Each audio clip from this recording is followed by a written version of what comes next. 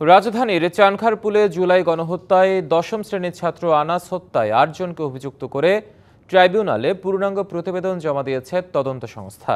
শেখ হাসিনা শাসনামলে গণহত্যায় এটি প্রথম পূর্ণাঙ্গ প্রতিবেদন। এতে হুকুমের আসামি করা হয়েছে শেখ হাসিনা, আসাদুজ্জামান কামাল ও চৌধুরী আবদুল্লাহ আল মামুনকে। এ মামলায় আনাসের বাবা শেখ হাসিনা সহ ২৫ জনের নামে অভিযোগ জমা দেন ট্রাইব্যুনালে। ৫ই আগস্ট ২০২৪ সরকার পতনের ঠিক আগ মুহূর্তে এভাবেই ছাত্র জনতার উপর বর্বরোচিত হামলা চালায় পুলিশ। গণ অভ্যুত্থান ঠেকাতে 56 রাইফেল সহ প্রাণঘাতী সব মরণাস্ত্র ব্যবহার করে আইনশৃঙ্খলা রক্ষাকারী বাহিনী। ঘটনাস্থলে প্রাণ হারানো ৬ জনের মধ্যে ছিলেন দশম শ্রেণীর শিক্ষার্থী আনাস। ট্রাইব্যুনালে জুলাই আগস্ট গণহত্যার বিচার শুরুর পর শেখ হাসিনা সহ ২৫ জনকে আসামি করে আনাসের বাবা একটি হত্যা মামলা দায়ের করেন। ৭ মাসের মাথায় আলোচিত সেই হত্যা মামলার তদন্ত শেষ হয়েছে বলে জানান চিফ প্রসিকিউটর।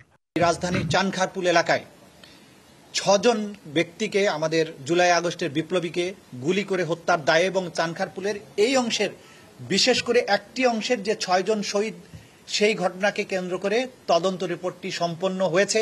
প্রতিবেদনে armed police battalion constable Sujon সহ ৮ জনকে আসামি করা হয়েছে। ৮ জনকে আমরা আসামি হিসেবে পেয়েছি। সেই ৮ জন হচ্ছেন ডিএমপির সাবেক কমিশনার হাবিবুর রহমান, ডিএমপির সাবেক যুগ্ম কমিশনার সুদীপ কুমার চক্রবর্তী, শাহ আলম মোহাম্মদ আক্তারুল ইসলাম সাবেক এডিসি রমনাজন ডিএমপি, মোহাম্মদ ইমরুল সাবেক এসি রমনাজন ডিএমপি, আরশাদ হোসেন সাবেক পুলিশ পরিদর্শক অপারেশন শাহবাগ থানা, কনস্টেবল সুজন, কনস্টেবল ইমাজ হোসেন এবং কনস্টেবল নাসিরুল ইসলাম। লিলি হালাল বিউটি সোপ, বিএসটিআই কর্তৃক সনদপ্রাপ্ত দেশের প্রথম হালাল বিউটি সোপ, দীপ্তিময় উজ্জ্বল ত্বকের জন্য। সাবেক প্রধানমন্ত্রী শেখ হাসিনা, সাবেক স্বরাষ্ট্রমন্ত্রী আসাদুজ্জামান খান কামাল ও সাবেক পুলিশ প্রধানকে হুকুমের আসামি করা হয়েছে বলেও জানানো হয়। এই তদন্ত রিপোর্টে প্রধানমন্ত্রী হাসিনা, স্বরাষ্ট্রমন্ত্রী এবং পুলিশের আইজিপি এদের বিরুদ্ধেও অপরাধের সম্পৃক্ততার তথ্য এসেছে। ২০২৪ সালে ছাত্র জনতার গণ আন্দোলনের সময় যে গণহত্যা হয় সেই ঘটনায় এটি প্রথম পূর্ণাঙ্গ প্রতিবেদন।